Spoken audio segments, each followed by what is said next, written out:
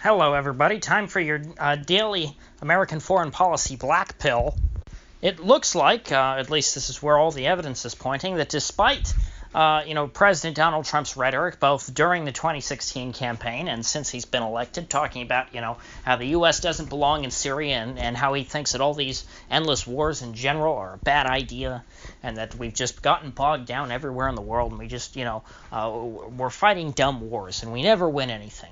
And so we need to bring the troops home and just stop wasting our time. That's been the president's rhetoric, a pretty common sense approach to foreign policy, saying, I don't see how ordinary people get anything good out of this. They're just sending off their sons to die in some, stupid sandbox, fighting ostensibly for people who don't even like them and don't want them to be fought for. Of course, in reality, they're not really fighting on behalf of those people. That's just sort of a PR excuse. But, hey, let's take them at their word and accept what they're saying, that, hey, they're fighting on behalf for the freedoms of all these people in the Middle East.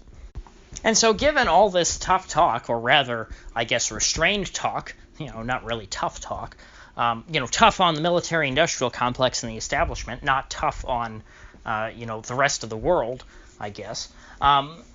You would think that President Trump would have, on the day of his inauguration, one of the first things he would have done would have been to try and start bringing these troops home, considering that the executive branch really had, the President of the United States in particular, has plenipotentiary power when it comes to foreign policy. Congress has abdicated pretty much all of that authority. Congress just sort of dilly-dallies over domestic things. Congress cares about, I want you to fund, some new monument or a bridge or something in my district, and then I can go home to my voters and say, look, I brought home the bacon, and we have all these tremendous jobs from building a stupid bridge that nobody needed.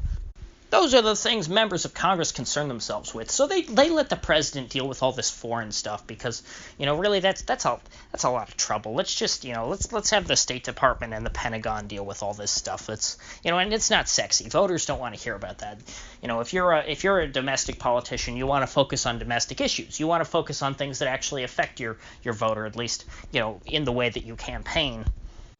But sadly, as I have been, lamenting for however many months that I've been doing this whole YouTube thing, President Trump has not done that. He is not pulling the troops out. He is not this great dove that the media, warned us all he would be. I mean, the media was that when he was campaigning, they were all worrying about like, oh my gosh. This guy's saying terrible things. He's saying that we should, let Russia kill off ISIS. That's terrible. I mean, we don't want America to lose influence in the region. Oh my gosh. Oh my God. This man wants to bring the troops home. And somehow the media is still pretending that he's doing that. I mean, for the most part. I mean, they are reporting, the facts that the U.S. is staying in Syria, but they're still acting like the U.S. is just, that the U.S. is being or rather that the president is being too dovish still, even in what he's doing, not too hawkish. And so now we've got the troops working now to build 2 new bases in Syria because, they were told that they withdrew from Syria. And that's what that's what Trump promised to do forever since he got elected. And we were told that was finally happening. And then, oh my gosh, the poor Kurds, it's a disaster for them. And the U.S. is just abandoning them, and Trump is withdrawing all the troops, and now we have no influence in Syria. Wah, wah, wah. Well, guess what? Trump has made it clear now. The U.S. is staying to protect the oil. I've talked about this already a couple of times. But what's new is that, it's pretty clear that there's going to be a permanent presence. The U.S. is building 2 bases in the oil fields. This is pretty much now, this is old school, colonial policy, to where this is just, what the British and the French used to do. You'd find where the natural resources were, and you'd set up bases, and then you'd bring in companies to extract the resources, and, you would garrison the bases with some troops who would, make sure that no local tribesmen came and interfered with the mining process. I mean, this is, very similar script to, the Anglo-Boer War, in which, the British decided to invade the Boer republics and set up, military bases there. Why? Why were they interested in Boer politics? These guys just living out in the plains, didn't even speak proper Dutch. Well, they were concerned because, there was some gold there and some diamonds, I believe. And the British said, "Oh my gosh, we can't let these dumb farmers have all this gold that they've got underneath them. We need to take over their land and make sure that our people get them out." And that's how you end up with the De Beers Diamond Company. And so I think it's pretty clear that Trump completely lied about ending the wars. He's even very recently about saying that he got the troops out of Syria. And now he's bragging that he didn't get the troops out of Syria. At first he was bragging, saying, "Oh my gosh, look, we've ended this endless war. It was so dumb. Should have never been in Syria to begin with. Who would have done that? Obama's bad. He put troops in Syria. We didn't need them there." And then now Trump is bragging that he's left the troops in Syria to take the oil, to protect the oil from the people who live there. And so Trump is claiming that we're going to get $45 billion in revenue from all this oil. Now, I don't really know how that works because thanks to the U.S. after 1945, the whole UN Charter thing made it illegal for any of its members to conquer another country and take their resources or to settle their population. We pretty much outlawed I guess, overt imperialism, which is, why people came up with that term, neo-imperialism, which was kind of just a way of, or neo-colonialism, which is just kind of a way of getting around the UN restrictions and by having, local, by trying to install local, puppets who look like the local people who's one of them. You kind of just take a tribesman out and prop him up as your little puppet dictator. And then he helps you get the resources out just the same. Well, Trump here is not even doing that. We've given up on that. We're not propping up the Kurdish government anymore. And actually, it's not even clear that the Kurds would have let the U.S. just extract all of their oil if they did control this, because I don't believe the U.S. has been taking the oil in the time that the Kurds were in power. But anyway, as Assad said in his interview recently, Trump's taken the mask off.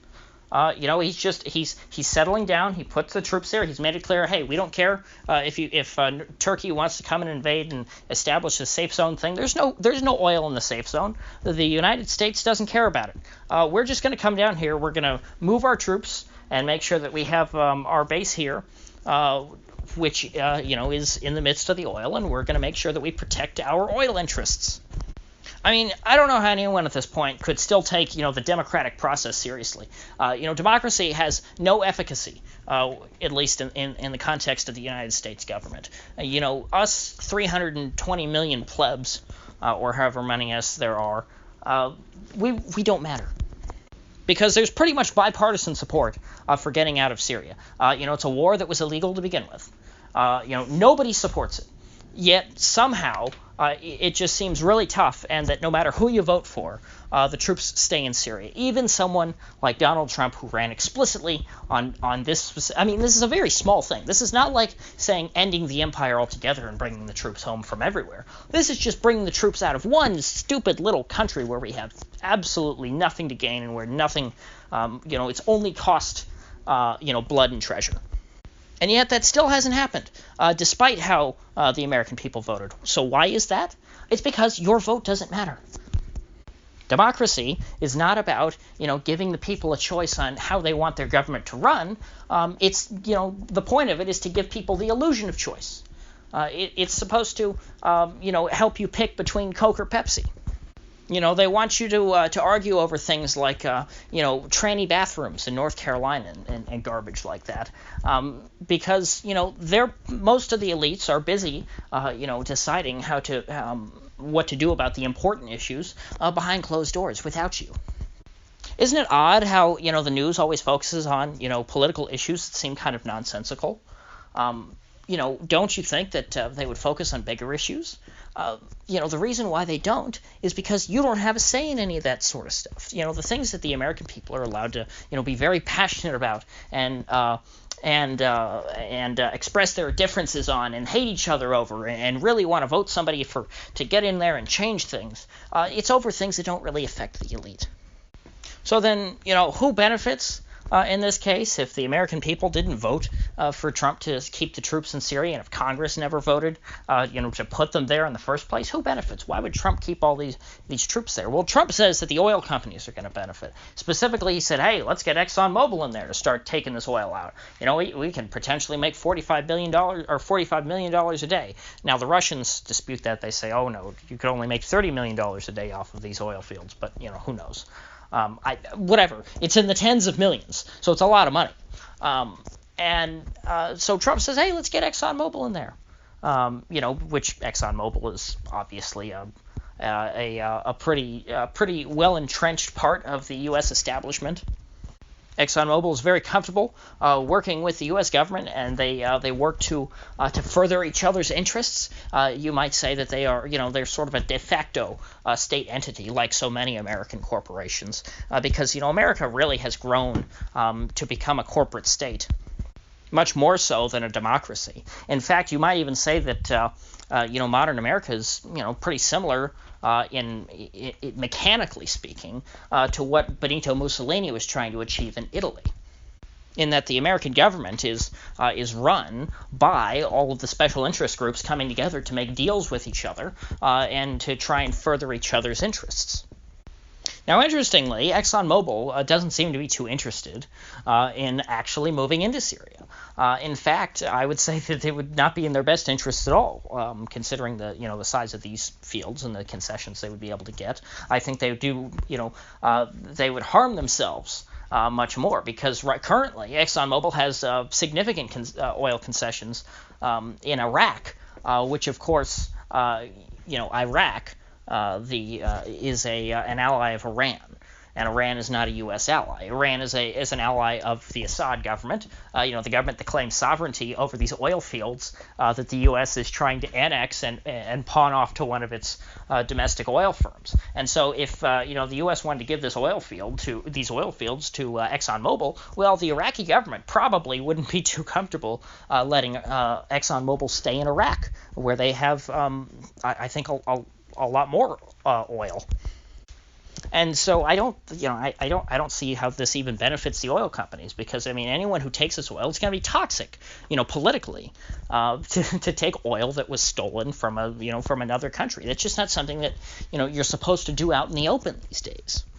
Of course, Trump probably doesn't see it that way, because he looks at the oil that ExxonMobil is taking out of Iraq as conquered oil, because Trump would probably look at that and say, hey, the U.S. conquered Iraq, and then ExxonMobil is now getting oil out of it. So this is the same deal here, but there was an intermediary there. There was the local little puppet regime, which is not an American puppet regime necessarily, because they're actually allied with Iran, but nevertheless, they were still sort of dependent on the U.S. at the time. So after this new Iraqi government came to power, after about 2005, they gave concessions to ExxonMobil, an American oil company, to come in. But really, the reality is ExxonMobil would have never gotten those concessions without the U.S. conquering Iraq to begin with. But anyway, back to Syria. The reason why the U.S. wants to keep these oil fields for themselves is to make sure that Assad and Iran don't get them. Which I don't see why that matters to us at all. In fact, the only people who really seem to care that much about Iran and Assad are Israel, and frankly, I don't even understand why the Israelis care about, because they're not. I don't see them as an existential threat to Israel even. So I understand that Israel has this policy of